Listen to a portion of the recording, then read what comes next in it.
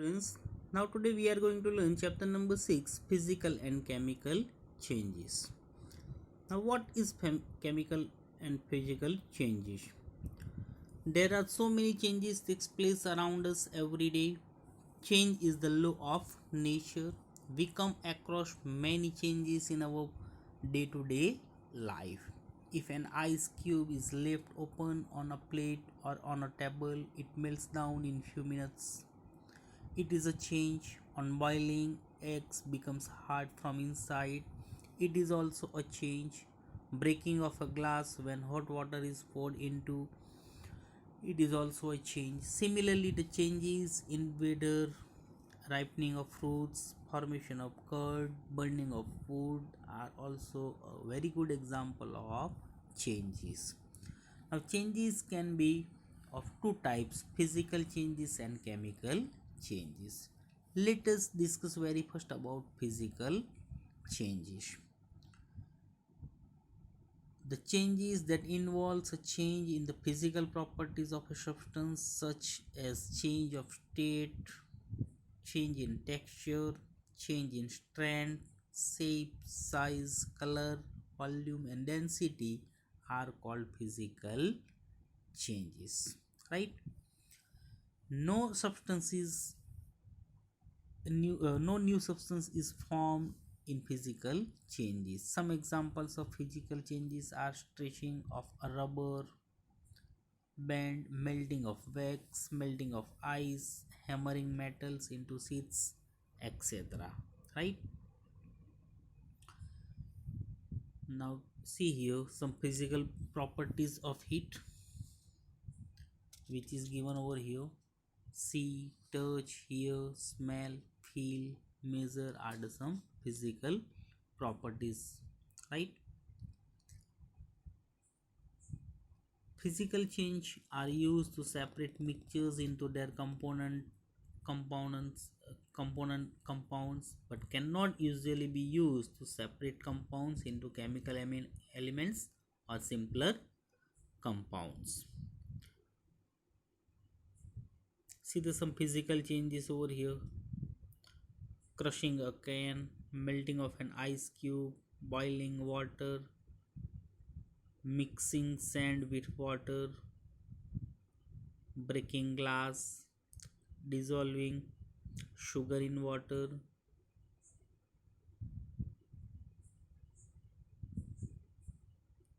chopping wood, mixing green and red marbles, sublimation of dry ice. As it is some characteristics of physical change, only the physical properties of a substance is changed during a physical change. Most physical changes are reversible. Almost all physical changes are temporary. Now next one is chemical changes. Now chemical properties.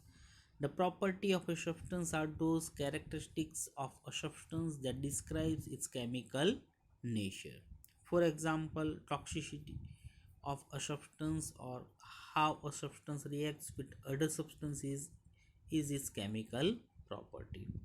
A chemical change or chemical reaction is any change in the chemical properties of a substance. Whenever a substance undergoes a chemical change, a new substance is formed. See the some examples of it.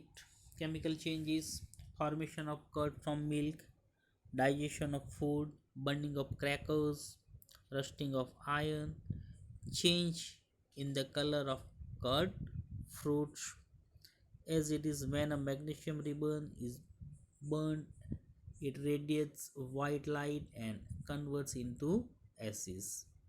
Formation of medicine, right, are the some examples of chemical change, and most of them chemical changes are irreversible and permanent. See here some properties as well as examples of the chemical changes are given in the photos, so we come to know well about it. Now some characteristics, yeah, properties of it, right? A new substance or substances are formed. A chemical change is a permanent change. It is irreversible change. During a chemical change, a large amount of heat or light may be given out. There may be a change in color, a change in smell or sound may be produced. For example, burning of crackers produce sound and light. When food gets spoiled, it produces foul smell. Both the physical and chemical properties of the substances change during a chemical change. Rusting of iron. When the iron comes in contact with oxygen and water, reacts and forms a red color substance over it. It is called rust. And what it is? Hydrate iron oxide. Yeah, we can say rust. Iron rust. Now, how to prevent rusting? Rusting of an object can be prevented by the different ways, by doing painting, by galvanization, right, by crystallization, by coating the iron surface with grease or oil is one of the ways by we are using, right. By painting the surface of iron articles, both metals cut off the contact of metal surface with air and moisture, thus preventing rusting. By coating iron with other metals, this process of coating a thin layer of other metals which are more resistant to air and moisture like zinc or chromium on the surface of iron articles by passing electric current is called galvanization. Zinc and chromium remain unaffected by water and moisture. Next one is crystallization.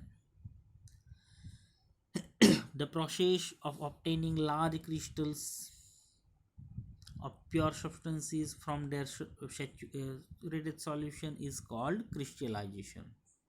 Substances like sugar, salt, urea, copper sulfate form crystals. Salt is obtained from seawater by the evaporation of water. In this method, seawater is collected in shallow pits.